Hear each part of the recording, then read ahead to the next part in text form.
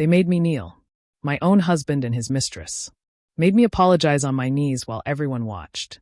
I was a billionaire's wife one day. On the floor begging the next. But what they didn't see. I was secretly recording. And I knew something that would burn his entire empire to the ground. See, that $1 billion he had? He didn't build it. I did. With my dead mother's invention that he stole from me. And I still had the kill switch. 3 months later, he was the one on his knees. Begging me. And I took everything. This is that story. If you've ever been betrayed by someone you loved, broken by someone you trusted, or underestimated by someone who should have known better, watch until the end. Because they're about to learn what happens when you bite the hand that built you. Welcome to Reality Stories Hub. While you are here, please hit the subscribe button and comment your view on the story and where you're watching from. Let me tell you something about myself. My name is Sarah, and if you looked at my life from the outside, you'd think I was living a fairy tale. Big house in Seattle. Expensive cars. A husband whose face appeared in business magazines. 3 beautiful kids. Everything looked perfect. But perfect is just what people see. It's not what's real. Before I tell you about the day my world fell apart, I need to take you back. Back to where I came from. Back to a small apartment in Portland, Oregon, where I grew up with my mother. She wasn't rich. She wasn't famous. But she was the smartest person I ever knew. My mother worked as a software engineer back when women in tech were rare. She was obsessed with something most people didn't care about yet. Artificial intelligence. Machine learning. She spent 20 years building something in our spare bedroom. A program. An algorithm. Something that could predict market trends, understand consumer behavior, and revolutionize online shopping in ways nobody had imagined yet. She called it her life's work. She protected it like treasure. She always said the world wasn't ready for what she'd created. She said people would steal it, misuse it, turn something beautiful into something corrupt. So she kept it private. She kept it safe. And when she died, she left it all to me. I was finishing my degree in computer science when she passed. I understood what she'd given me. I knew the power of that algorithm. I kept it locked away, protected, secret. Until I met him. His name was Daniel. I met Daniel at a tech startup conference in San Francisco. I was there presenting some of my own work on consumer data analysis. He was there desperately trying to save his failing e-commerce platform. His company was drowning. He'd borrowed money he couldn't repay. Investors were walking away. He was about to lose everything. But when he talked, you believed him. He had this energy, this vision. He made you feel special, important, like you were the only person who truly understood him. We talked for hours about innovation, about changing how people shop online, about building something that mattered. I didn't tell him about my mother's algorithm that first night, but something inside me connected with him. We started dating. 6 months later, he asked me to marry him. It felt like a dream come true. 2 weeks before our wedding, Daniel came to my apartment. He was crying. Real tears. His company was about to go under. The bank was calling in his loans. He was going to lose his business, his apartment, everything he'd worked for. He looked broken. That's when I made the biggest mistake of my life. I told him about my mother's algorithm. I showed him the code, explained how it worked. His eyes lit up like I'd just handed him a winning lottery ticket. He begged me, please let him use it. We'd be partners. We'd build an empire together. Once we were married, everything would be ours anyway, so why not save his company? My friends warned me. My gut warned me. But I loved him. I trusted him. So I gave it to him. I signed over the rights as a wedding gift. I thought we were building a future together. Within 1 year, Daniel's company exploded. The platform I'd helped him build became the fastest-growing e-commerce site in North America. The algorithm my mother created predicted trends so accurately that brands fought to be featured on his platform. Money poured in faster than we could count it. Daniel went from broke to billionaire in less than 2 years. Magazine covers. Television interviews. Speaking at conferences. He became the face of innovation in online retail. The genius entrepreneur who revolutionized shopping. And me? I was the wife in the background, smiling at charity events, raising our 3 children, playing the supportive partner, being grateful for the life he'd given us. But here's what nobody knew. Daniel never made me a partner in the company. Every time I brought it up, he'd say the business structure was complicated. We'd handle it later. It didn't matter because we were married and what was his was mine anyway, right? I believed him. I focused on our kids, on our home, on being the perfect wife. I thought we were building a life together. I didn't know he was building an empire on my mother's work while planning to erase me from it completely. That's where this story really begins. Not with the success, not with the money, but with the lie I was living and didn't even know it yet. You see, I thought love meant trust. I thought marriage meant partnership. I thought giving someone everything meant they'd cherish it. Cherish you. I was wrong. And I was about to learn just how wrong in the most painful way possible.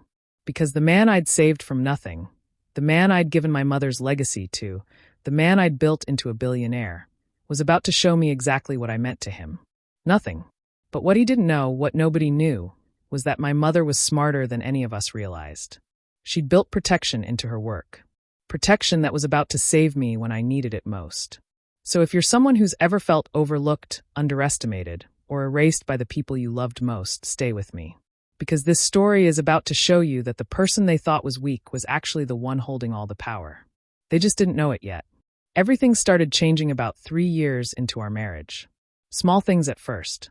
Things I told myself didn't matter. Daniel started working later. Every night, he'd come home after the kids were asleep. His phone was always turned face down on the table. When it buzzed, he'd grab it quickly, walk to another room. When I'd ask about his day, he'd give me short answers. Tired answers. Like talking to me was a chore. The warmth disappeared from our marriage. We became two people living in the same house, raising the same kids, but existing in completely different worlds. I kept thinking it was stress. The company was growing so fast. He had so much pressure. Things would get better once work calmed down. I kept believing that lie because the truth was too painful to face. Then he hired someone new. Her name was Victoria. She was young, ambitious, brilliant at marketing and brand strategy. When Daniel first introduced us at a company dinner, I actually liked her. She was smart, confident, passionate about the work. I thought, finally, another woman in tech who gets it. I mentored her. I taught her about the platform, explained how the algorithm worked, shared insights about consumer behavior. She asked so many questions. She seemed genuinely interested in learning. She called me an inspiration. I thought I was helping another woman succeed. I didn't realize I was training my replacement. The signs were everywhere, but I pushed them away. Daniel started dressing better. New cologne. He'd smile at his phone in ways he hadn't smiled at me in months. When I'd try to talk about us, about our marriage, he'd say I was being dramatic. Needy. That I didn't understand the pressure he was under. He made me feel crazy for noticing what was right in front of me.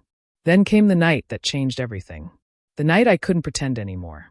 Daniel had been working late for 2 weeks straight. I missed him. I missed us. So I decided to surprise him at the office with his favorite takeout. Something we used to do when we were first dating. Something that felt like hope. The building was quiet when I got there. Most people had gone home. I walked down the hallway toward his office, holding a bag of Thai food, rehearsing what I'd say. Maybe we could talk. Really talk. Maybe we could find our way back to each other. That's when I heard his laugh. Coming from his office. The door was slightly open, and I heard him laugh in a way I hadn't heard in years. Free. Happy. Alive. I stood in that hallway and listened to my husband tell another woman he loved her. My hands went numb. The bag of food almost fell. But I couldn't move. I couldn't breathe. I just stood there and listened. Then Victoria's voice cut through me like glass. Sharp and cold and calculating. She told Daniel they needed to find a way to recreate the algorithm without me. That I was a liability. That the company would be worth so much more if they could cut me out completely. And Daniel agreed. My husband. The father of my children.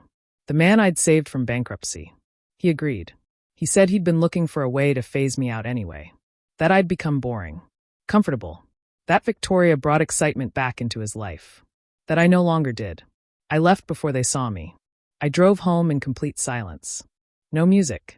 No crying. Just silence. And somewhere between his office and our house, something inside me changed.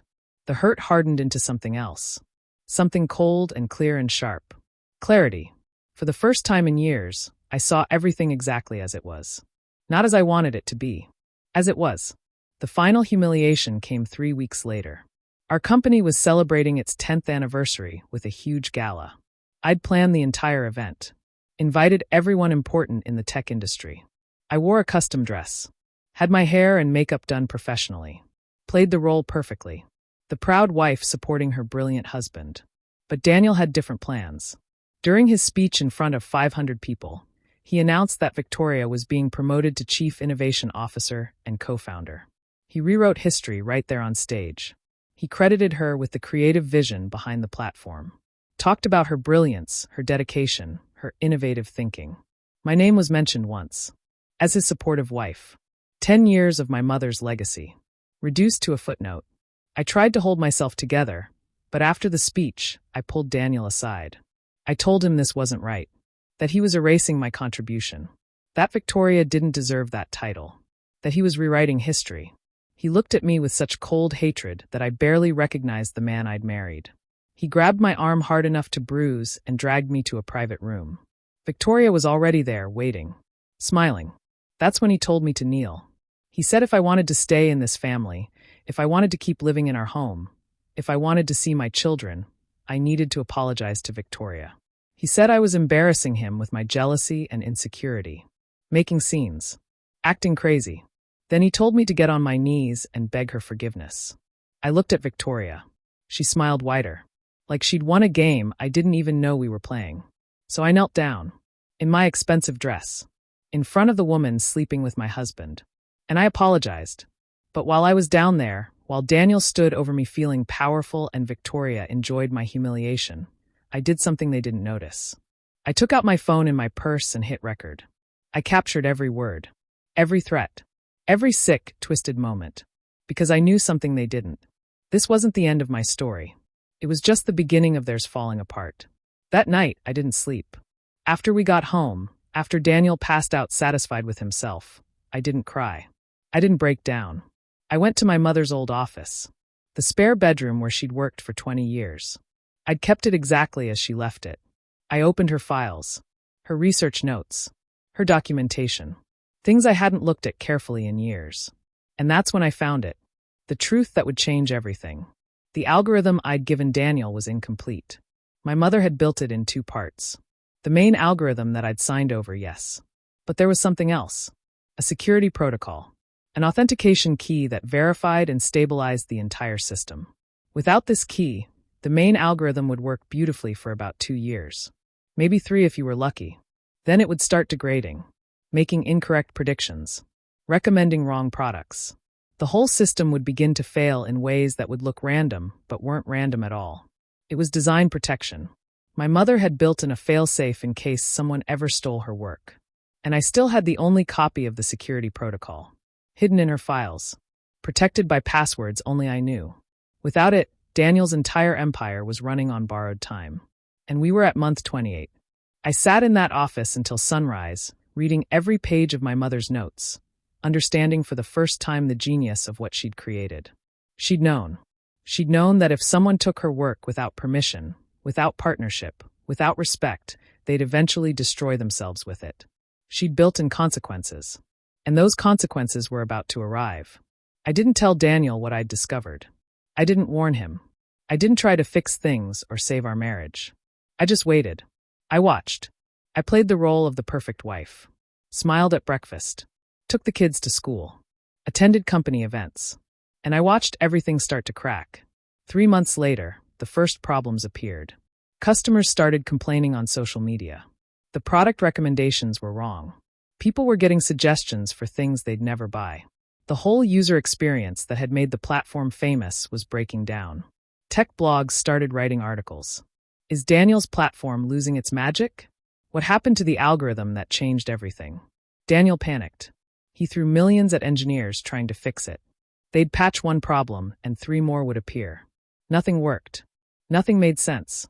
The platform that had made him a billionaire was falling apart, and nobody could figure out why. I watched his hair turn gray. I watched him lose weight.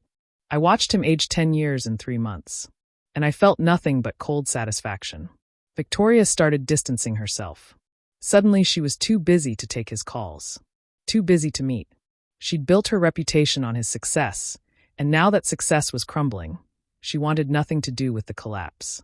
The stock price dropped 40% in 2 weeks. Investors were furious. The board demanded answers he couldn't give. Major brands pulled out of the platform. Lawsuits started filing in from companies claiming breach of contract. Everything Daniel had built was collapsing. And he had no idea why. No idea that the foundation was designed to crumble without its missing piece. When things got desperate enough, he finally came to me. He showed up in the kitchen one afternoon while the kids were at school. He looked broken, exhausted, scared. He asked if I knew anything about what was happening, if my mother's original research might have answers, if there was anything in her old files that could help. I looked him straight in the eye and lied. I told him I'd given him everything years ago, that I didn't know what was wrong, that maybe his engineers just needed to work harder. I lied to his face the same way he'd been lying to mine for years. And it felt powerful. The company was weeks away from complete collapse when I decided to make my move. I'd waited long enough, watched enough. Now it was time to take back what was mine. I called for an emergency board meeting. As Daniel's wife and the original contributor to the company's core technology, I technically had the right to do this. Daniel was confused but desperate enough to allow it. The boardroom filled with investors, lawyers, executives. All of them angry. All of them looking for someone to blame. All of them trying to figure out how billions of dollars in value had disappeared so quickly. I walked in with my mother's original research files, with documentation, with proof, and with a lawyer who specialized in intellectual property and tech patents. I presented the complete history, showed them my mother's notes, proved with timestamps and files and documentation that I'd only ever signed over the main algorithm. The security protocol, the crucial piece that kept the entire system stable and functional, had never been included in any contract or agreement. I still owned it. Legally. Completely. Undeniably. I owned the only thing that could save the company.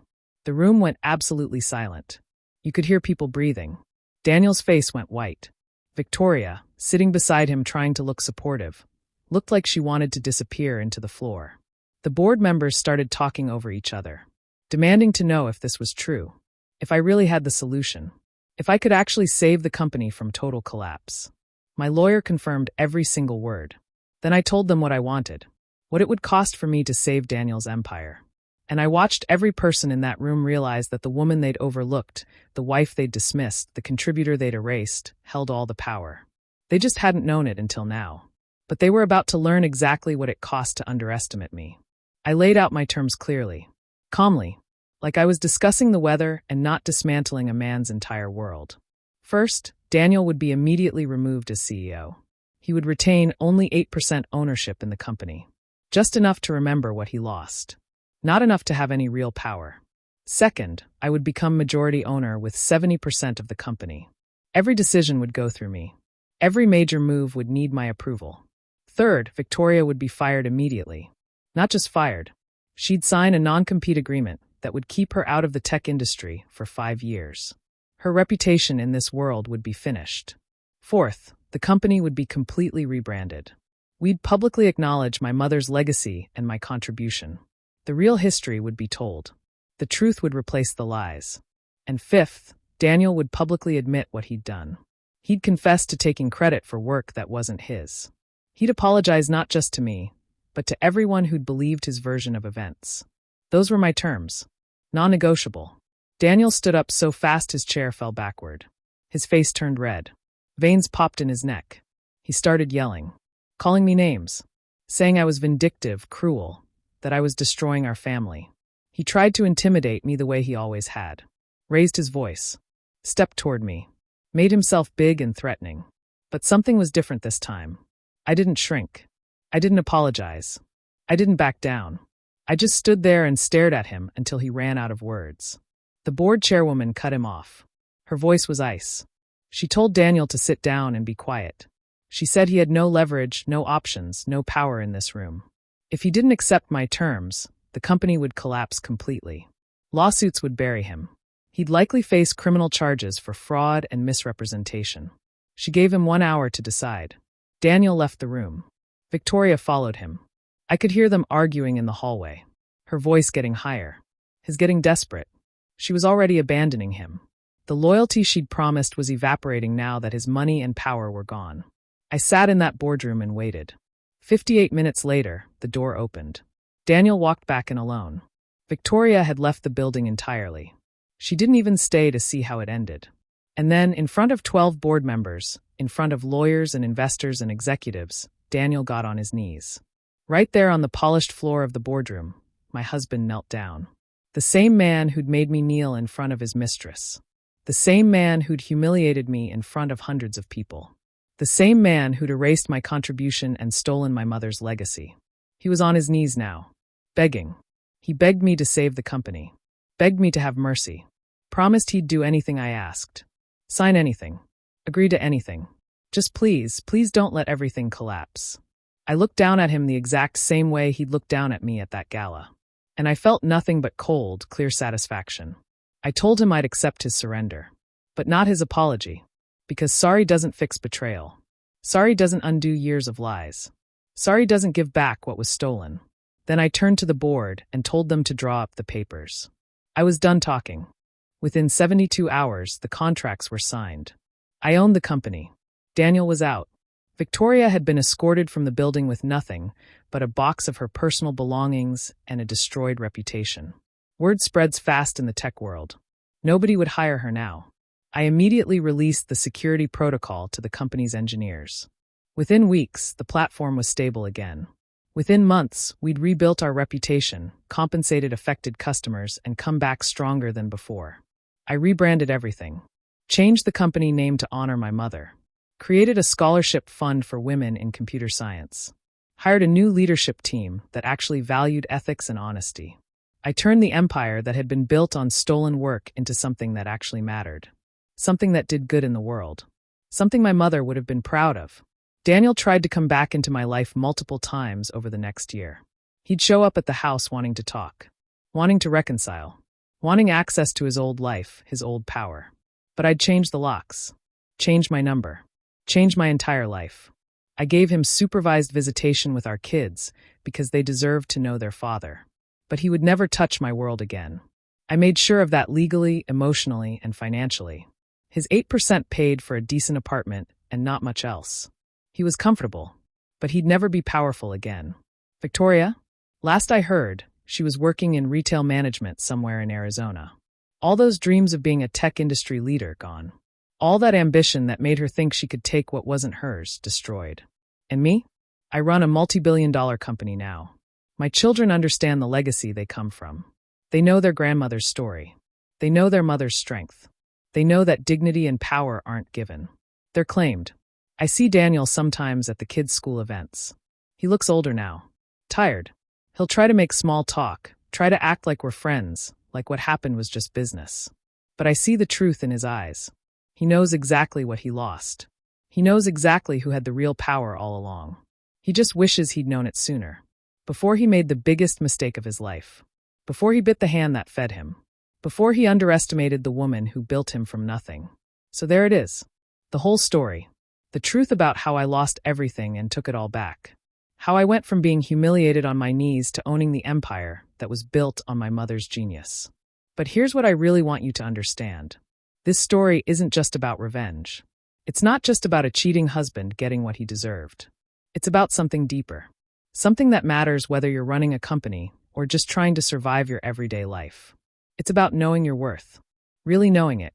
Not in some surface way where you post inspirational quotes on social media. But knowing it so deeply that nobody can take it from you. Nobody can convince you that you're less than you are. I spent years believing Daniel's version of our story. The version where he was the genius and I was just the supportive wife. The version where his success was his alone and my contribution didn't matter. I believed it because he said it with so much confidence. Because everyone else believed it too. But belief doesn't make something true. Repetition doesn't make something real. The truth was always there. In my mother's files. In the contracts I'd signed. In the foundation I'd provided. I just had to remember it. I just had to be brave enough to claim it. And that's the hardest part, isn't it? Not the revenge. Not the legal battles or the board meetings. The hardest part is believing in yourself when everyone around you is telling you a different story. When the person who's supposed to love you most is telling you you're not enough. I think about the woman I was before all this happened. The woman who knelt down because her husband told her to. Who apologized for being jealous instead of angry about being betrayed. Who made herself smaller so someone else could feel bigger. That woman is gone. She died in that boardroom the day I took my power back. The woman I am now doesn't shrink. Doesn't apologize for taking up space. doesn't let anyone rewrite her story or diminish her contribution. But here's what nobody tells you about transformation. It's not pretty. It's not a montage where you get a haircut and suddenly everything is different. It's painful. It's lonely. There were nights I cried myself to sleep wondering if I was doing the right thing. Wondering if I was being too harsh. If I should forgive. If I should let it go. My mother's voice kept me going. Not literally, of course. But her legacy. Her wisdom. The protection she'd built into her work because she knew the world could be cruel to brilliant women. She'd prepared for this. She'd prepared me for this. I just hadn't known it yet. Now I look at my children, and I think about what I'm teaching them. Not with words, but with actions. I'm teaching them that you don't stay with people who disrespect you just because you have history together. That forgiveness doesn't mean accepting unacceptable behavior. That love without respect is just manipulation with better marketing. My daughter is 10 now. The same age I was when my mother first showed me her algorithm. She's already coding, already creating, already building things. And she asks me questions about the company, about business, about fairness. She asked me once if I was mean to her daddy. If I took too much from him. Kids hear things. They know more than you think. I told her the truth. I said that sometimes people take things that don't belong to them. And when that happens, it's not mean to take back what's yours. It's not revenge to expect honesty. It's not cruel to demand respect. I told her that being kind doesn't mean being weak. That having a soft heart doesn't mean you need a soft spine. That you can love people and still have boundaries. That you can forgive people and still protect yourself.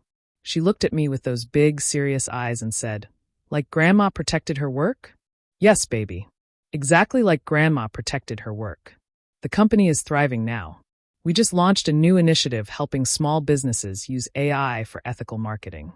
We're working with universities to improve diversity in tech programs. We're doing actual good in the world, not just making rich people richer. And every time I walk into my office, I see my mother's picture on the wall. Her name on the building.